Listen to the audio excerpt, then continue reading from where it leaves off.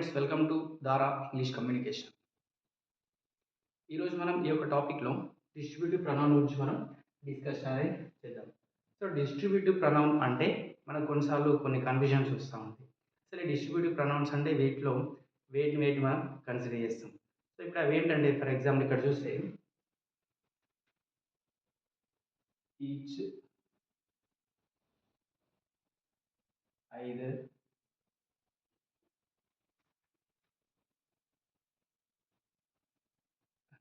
Neither. చూడండి ఇక్కడ మనకి ఈచ్ కానీ, ఐదర్ కానీ, నైదర్ కానీ, లేదంటే ఇక్కడ మనకి నన్ను కూడా తీసుకుంటాం, నన్ను కానీ, లేదంటే ఇక్కడ మనకి ఎవ్రీవన్ అని చెప్పేసి ఇట్లాంటివన్నిటిని కూడా మనం డిస్ట్రిబ్యూటివ్ ప్రొనౌన్స్ కింద కన్సిడర్ చేస్తాం. అయితే మనకు ఎగ్జామ్స్ వచ్చేసరికి కొన్నిసార్లు మనల్ని ఇవి చాలా ఇబ్బంది పెడతా ఉంటాయి డిస్ట్రిబ్యూటివ్ ప్రొనౌన్స్. సో ఇప్పుడు అవి ఏంటంటే మనం ఎగ్జాంపుల్స్తో పాటు వీటి యొక్క డౌట్స్ అనేవి క్లియర్ చేసుకున్నాం. అర్థమైంది. ఇప్పుడు ఏంటంటే డిస్ట్రిబ్యూటివ్ ప్రొనౌన్స్ అంటే ఫస్ట్ ఏంటి అసలు? Distributive pronouns refers to individuals or some things in a group. ఓకేనా? డిస్ట్రిబ్యూటివ్ ప్రొనౌన్స్ అంటే it refers to individuals or things in a group one at a time. ఓకేనా? ఇది ఏం చేస్తుంటే మనకు ఏదైనా ఒక థింగ్ని ఒకటేసారి మనం చెప్పినప్పుడు దాన్ని మనం ఇక్కడ డిస్ట్రిబ్యూటివ్ ప్రొనౌన్ అనేది ఉపయోగిస్తాం. అందుకని మనం ఏమంటున్నాం, distributive pronouns refers to individuals or things in a group one at a time. అర్థమైంది. సో ఇప్పుడు మనకి ఇక్కడ కొన్ని డిస్ట్రిబ్యూటివ్ ప్రొనౌన్స్ తీసుకుందాం. ఇందులో మనకి ఏంటంటే ఈచ్ కానీ, ఐదర్ కానీ, నైదర్ కానీ, లేదా నన్ కానీ, ఆర్ ఎల్స్ ఎవ్రీవన్ అని చెప్పేసి మనం ఇక్కడ చూస్తాము. సో ఇప్పుడు మనం ఎగ్జాంపుల్స్తో పాటు వెళ్దాం. ఓకేనా? ఇప్పుడు ఫర్ ఎగ్జాంపుల్ ఇప్పుడు తీసుకుందాం each of the example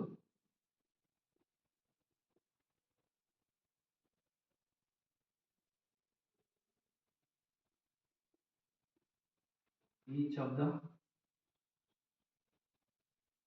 answers. ఇక్కడ మనకి ఈజ్ ఉంది, ఆర్ ఉంది. ఓకేనా? Each of the answers is or are correct అని చెప్పేసి మనకి ఇచ్చాడు. ఓకేనా? ఇప్పుడు మనకి కన్ఫ్యూజన్ అనేది స్టార్ట్ అవుతుంది. ఎందుకంటే ఇక్కడ మనకి ఈచ్ ఆఫ్ ద ఆన్సర్స్ అని చెప్పేసి అంటుండు. అండ్ ఇక్కడ మనకి చూడగానే మన ఆన్సర్ వచ్చేసి దేన్ని స్ట్రైక్ చేస్తా అంటే ఇక్కడ మనకి ఆన్సర్స్ ఉంది కదా, మరి మనకు కరెక్ట్ ఆన్సర్ వచ్చేసి ఆర్ అని చెప్పేసి మనం అనుకుంటాం. కానీ ఇక్కడ మనకి ఆర్ అనేది కరెక్ట్ కాదు. ఎందుకంటే ఇక్కడ మనకి డిస్ట్రిబ్యూటివ్ ప్రొనౌన్స్ మనం ఏం చెప్పిన డెఫినేషన్ వచ్చేసి మనకు distributive pronoun refers to individuals or things in a group. Okay, things in a group one at a time. ఓకేనా? సో మనకి ఈచ్ ఆఫ్ ద ప్రొనౌన్స్ అని చెప్పేసి ఇక్కడ ఉంది. So each of the answers అని చెప్పేసి ఇక్కడ ఉంది. సో ఈచ్ అంటే ఇందులో మనకి ఏంటి, ఒక్కొక్క ఆన్సర్. ఓకే, ఒక్కొక్క ఆన్సర్ అనేది ఇక్కడ మనకి కరెక్ట్ కాబట్టి ఇక్కడ మనకి ఏంటిది ఈజ్ అనేది కరెక్ట్ వస్తుంది. ఈచ్ ఆఫ్ ద ఆన్సర్స్ అని చెప్పేసి అంటాం. ఈచ్ అంటే ఏంటి, one by one. Okay, so one by one కాబట్టి ఇక్కడ మనకి each of the answers is correct, not are correct. Are అని మనం ఇక్కడ ఉపయోగించాం అనుకో, మనం ఇందులో ఆర్ అన్నది ఉపయోగిస్తే డెఫినెట్గా మనకి wrong answer.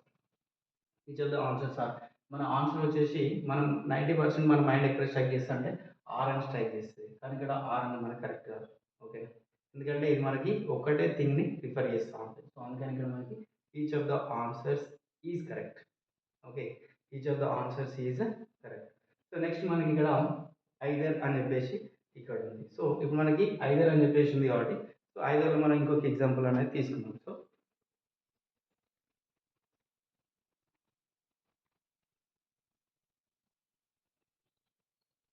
Either of the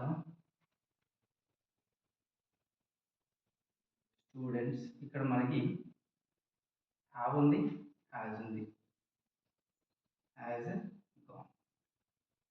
right, మనం బ్రాకెట్లో తీసుకున్నాం. ఇప్పుడు మనకి ఇక్కడ ఏంటంటే each of the students have or has gone అని చెప్పేసి మనకు ఆప్షన్ ఇచ్చాడు. సో ఇప్పుడు మనకి ఐదర్ ఆఫ్ ద స్టూడెంట్స్ అని చెప్పేసి అన్నాడు కాబట్టి ఐదర్ ఆఫ్ ద స్టూడెంట్స్ అంటే ఎవరో ఒక స్టూడెంట్. అవునా కదా, ఎవరో ఒక స్టూడెంట్ ఇక్కడ వెళ్ళారు అని చెప్పేసి అంటాము. సో ఎవరో ఒక్కరు వెళ్ళారు కాబట్టి ఇక్కడ మనకు ఆన్సర్ వచ్చేసి ఏముండాలి, హ్యాజ్ అనేది ఉండాలి. రైట్, ఈచ్ ఆఫ్ ద స్టూడెంట్స్లో ఎవరో ఒకరు వెళ్ళారు అని చెప్పేసి అంటాం. So each of the students has gone, has అనేది ఇక్కడ మనకి కరెక్ట్ వస్తుంది. కానీ మన ఆన్సర్ వచ్చేసి ఏంటంటే హ్యావ్కి మన మైండ్ అనేది స్ట్రైక్ చేస్తుంది, కానీ ఇక్కడ హ్యావ్ అనేది incorrect. Okay. So each either of the student, ఇద్దరు ఎవరో ఒకరు అని చెప్పేసాం. సో అందుకని ఇక్కడ మనకి ఐదర్లో హ్యాజ్ అనేది ఉపయోగిస్తాం. Either of the students has gone అని చెప్పేసి మనం ఈ విధంగా ఉపయోగిస్తాం. అర్థమైంది. సో నెక్స్ట్ మనకి నైదర్ అని చెప్పేసి ఉంది. సో నైదర్లో కూడా మనం కొన్ని ఎగ్జాంపుల్స్ తీసుకుందాం. సో ఇక్కడ మనకి నైదర్ అంటుంది కాబట్టి నైదర్ ఆఫ్ ద బాయ్స్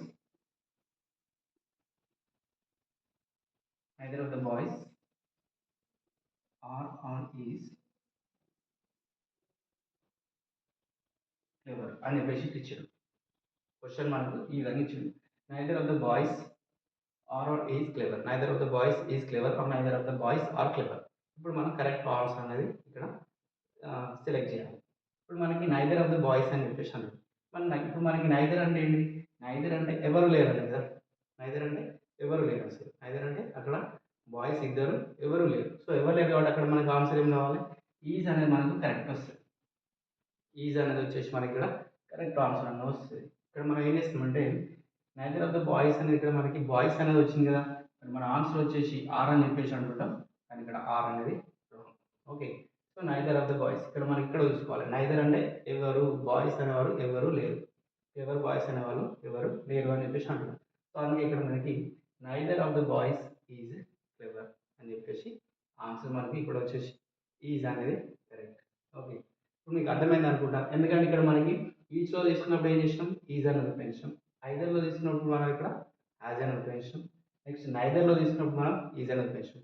అంటే ఇట్లా మనకి ఈచ్ వచ్చినా, ఐదర్ వచ్చినా, నైదర్ వచ్చినా, నెక్స్ట్ మనకి నన్ను వచ్చినా కూడా, ఎవ్రీవన్ వచ్చినా కూడా మనం ఏం తీసుకోవాలంటే సింగులర్నే తీసుకోవాలి. ఎందుకంటే ఇక్కడ మనకి ఈచ్ అంటే ఇద్దరు ఎవరో ఒకరు, ఐదర్ అన్నా కూడా ఐదర్ నువ్వు లేదంటే నేను. ఓకే. ఐదర్ మీరు లేదా నేను, ఈ విధంగా. నైదర్, నైదర్ అంటే ఎవరు లేరు అసలు. నన్ను అంటే ఇంకా నన్ను అసలు ఆయనతో మనం అసలు జీరో, అక్కడ అసలు ఎవరు లేరు అని అర్థం. ఎవ్రీవన్ అంటున్నాం. ఎవ్రీవన్ అన్నప్పుడు ఇక్కడ మనకి అందరూ అని చెప్పేసి ఆన్సర్ వస్తుంది. సో ఇంకొక ఎగ్జాంపుల్ కూడా తీసుకున్నాం మనం. అక్కడ నన్ను అనేది ఇచ్చాడు. సో నన్నుకి కూడా మనం తీసుకున్నాం. Okay. So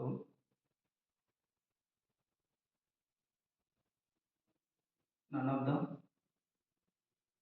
place, okay, none of the place is or good అని చెప్పేసి ఇచ్చాడు. None of the place is or good అని చెప్పేసి మనకి ఈ విధంగా ఇచ్చాడు. సో ఇప్పుడు మనకి నన్ ఆఫ్ ద ప్లేస్ అని చెప్పేసి అంటాడు. నన్ అంటే ఏంటంటే మనకి అసలు ఏవీ లేవు, అక్కడ ప్లేస్ అనేది ఏవి కూడా బాగాలేవు. నన్ అంటే ఇక్కడ మనకి ఏం లేవు అన్నట్టు. అంటే ప్లేస్లో ఇక్కడ మనకి ఏం లేవండి. ఇక్కడ మనకి ఆన్సర్ వచ్చి ఏమి ఉండాలి? None of the place is good. అంటే ఏ నొవెల్ కూడా మనకి సరిగా లేదు. సో అప్పుడు మనకి ఆన్సర్ ఇక్కడ ఈజ్ అనేది కరెక్ట్ అవుతుంది, ఆర్ అనేది రాంగ్ ఆన్సర్. ఎందుకంటే నన్ను అంటే ఏ నొవెల్ కూడా అక్కడ మనకి ప్రాపర్గా లేదు. రైట్. సో నన్ను అంటే ఏం లేదు కాబట్టి ఇక్కడ మనకి ఈజ్ అనే ఆన్సర్ వస్తుంది. ఇప్పుడు మీరు చూస్తే ఇందులో మనకి యాజ్ పర్ డెఫినేషన్ ప్రకారం కూడా మనం వెళ్తే distributive pronoun refers to individuals or group of or things in a group one at a time అని చెప్పేసి అన్నాం. ఓకే. ఇక్కడ మనకి it refers to individuals or things in a group one at a time. Okay. అంటే ఇక్కడ మనం ఒకటే తీసుకోవాలి కాబట్టి ఇక్కడ మనకి ఈచ్ అన్న కూడా మన సింగులర్ వచ్చింది. ఐదర్ అన్న సింగులర్ ఉపయోగించాం, ఇక్కడ సింగులర్ ఉపయోగించాం మనం. ఇది అసలు అంటే నైదర్ కూడా మనం ఇక్కడ సింగులర్ ఉపయోగించాం. ఇక్కడ మనం చూసుకోవాల్సింది అంటే వీడి యొక్క మీనింగ్ అనేది మనకు తెలియాలి. వీటి యొక్క మీనింగ్ అనేది ఇక్కడ మనకి నన్ను వచ్చిందా, నైదర్ వచ్చిందా, ఐదర్ వచ్చిందా, లేదా ఈచ్ అనేది వచ్చిందా. సో ఈ విధంగా మనకు తెలిస్తే ఆటోమేటిక్గా ఆన్సర్స్ అనేవి మనకు వస్తూ ఉంటాయి. సో డిస్ట్రిబ్యూటివ్ ప్రొనౌన్స్ అనేవి మనకు ఇంత సింపుల్గా ఉంటాయి. కానీ మన ఆన్సర్ మాత్రం మనకు తెలియకపోతే ఏం చేస్తామంటే వీటన్నిటి కూడా మనం ఆన్సర్ వచ్చేసి ఆర్ఆర్ అని చెప్పేసి ట్రై చేసుకుంటే వెళ్తాం. సో ఆర్ అనేది మనకి రాంగ్ ఆన్సర్. ఓకే. మనం కొన్ని టూ థింగ్స్ ఉన్నాయి అనుకో. టూ థింగ్స్ ఉన్నప్పుడు మనం ఏ విధంగా ఉపయోగించాలంటే ఇప్పుడు మనకి ఓన్లీ టూ థింగ్స్ మధ్యలో మనం డిస్టింగ్ చేస్తున్నాం అంటే ఇప్పుడు మనకి ఇక్కడ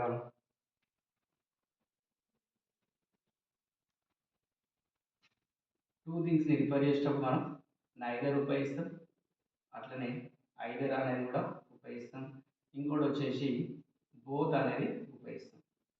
రెండు థింగ్స్ మధ్యలో మనం ఏదైనా డిఫరెన్స్ చెప్పినప్పుడు వ్యత్యాసాన్ని ఉపయోగించి మనం ఏం చేస్తామంటే నైదర్ కానీ ఐదర్ కానీ బోత్ కానీ ఉపయోగిస్తూ ఉంటాం. అర్థమైందా? ఇప్పుడు ఒకవేళ మనకి వీటికి ఆపోజిట్ వర్డ్స్ కావాలి. ఇప్పుడు నైదర్ అన్నాడు. నైదర్ అంటే ఇక్కడ మనకి ఏంటిది? నన్ను. యాక్చువల్గా నైదర్ అంటే మనకి నన్ను, అసలు ఎవరు లేరనే కదా మీనింగ్ నైదర్ అంటే. సో నెక్స్ట్ మనకి ఇక్కడ ఐదర్ అంటుండు. ఐదర్ అంటే ఇప్పుడు మనకి మీనింగ్ ఏంటిది? ఎనీ ఎవరైనా ఒకరు. ఐదర్ అంటే ఐదర్ యూ ఆర్ మీ. మీరైనా వెళ్ళాలి లేదంటే నేనైనా వెళ్ళాలి. సో ఐదర్ అన్నాడు కాబట్టి ఇప్పుడు మనకి any one of them. Right. So next ఇక్కడ బోత్ అన్నాడు. బోత్ అంటే ఇక్కడ మనకు వచ్చేసి ఆల్ అనేది వస్తుంది. ఇదే మనం టూ పర్సన్స్ మధ్యలో ఉపయోగిస్తాం. టూ పర్సన్స్ ఉంటే మనం ఇది ఉపయోగిస్తాం. ఇది వచ్చేసి మనకి మోర్ దెన్ టూ పర్సన్స్ ఉంటే ఇది మనం ఈ విధంగా ఉపయోగిస్తాం. ఇప్పుడు టూ పర్సెంట్ ఉంటే ఐదర్ అన్నాం. ఇక్కడ కూడా టూ పర్సెంట్ ఉంటే ఐదర్ అని చెప్పేసాం. టూ పర్సెంట్ ఉంటే బోత్ అని చెప్పేసి ఉపయోగించాం. అదే మనకి టూ కంటే ఎక్కువ అనుకో నన్ అనేది నైదర్కి ఉపయోగిస్తాం. ఐదర్ అనేది ఎనీ అనే దానికి ఉపయోగిస్తాం. బోత్ అనేది ఆల్కి ఉపయోగిస్తాం. ఓకేనా friends? So hope you have understood the session. Right. So distributive pronouns అంటే మనకు ఇంత సింపుల్గా ఉంటుంది. రైట్. ఇక్కడ మనం అర్థం చేసుకోవాల్సింది ఇక్కడ ఈచా, ఐదరా, నైదరా, నన్న, ఎవ్రీవన్ ఇట్లా మనం వీటిని ఉపయోగించుకోవాలి. సో ఇవన్నిటి మనకి ఎప్పుడు వచ్చినా కూడా we should consider these things. Each వచ్చినా మనకి ఈజీ అనే వస్తుంది, ఐదర్ వచ్చినా ఈజీ వస్తుంది, నైదర్ వచ్చినా ఈజీ, నన్ను వచ్చినా కూడా మనకి ఈజీ వస్తుంది. ఇప్పుడు మనం వీటిని పట్టుకొని వెళ్ళాం అనుకో, ప్లేస్ అనేది, బాయ్స్ అనేది, లేదా స్టూడెంట్స్, ఆన్సర్స్ ఇవి తీసుకుంటే మనకి ఆన్సర్ ఏమొస్తుంది అంటే ప్లూరల్స్ అనేవి వస్తూ ఉంటే అది మనకు రాంగ్ ఆన్సర్ అవుతుంది. Okay friends? So you have understood the session. So thank you and have a nice day.